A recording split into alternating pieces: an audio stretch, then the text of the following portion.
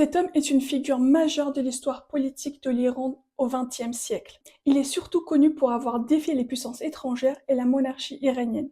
Il a posé malgré lui les premières pierres de la révolution iranienne. Né en 1882 dans une famille aristocratique iranienne, Mohammad Mossadegh est juriste de formation. Il a fait sa thèse en droit en Suisse. Nationaliste, démocrate et défenseur de la souveraineté iranienne, il devient le premier ministre de l'Iran de 1951 à 1953. Au début du XXe siècle, le pétrole iranien est exploité presque entièrement par une entreprise britannique, l'Anglo-Iranian Oil Company, qui va devenir British Petroleum. L'Iran reçoit presque rien en bénéfice, ce qui provoque un fort ressentiment populaire.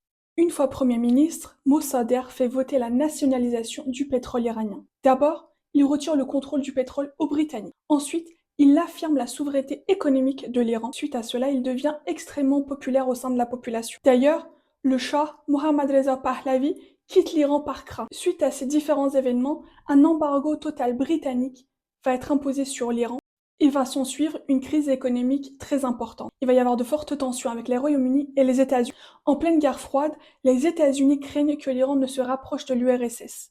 La CIA et les services britanniques organisent un coup d'État. Ça va être l'opération Ajax. Mossadegh est renversé en août 1953. Le Shah, qui avait quitté le territoire, va reprendre le pouvoir avec un régime autoritaire.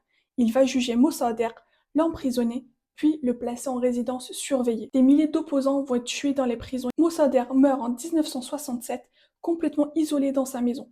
Le Shah va continuer à régner en appauvrissant la population. Les prémices de la révolution iranienne sont désormais posées. À bientôt pour la suite. Khoda Fez.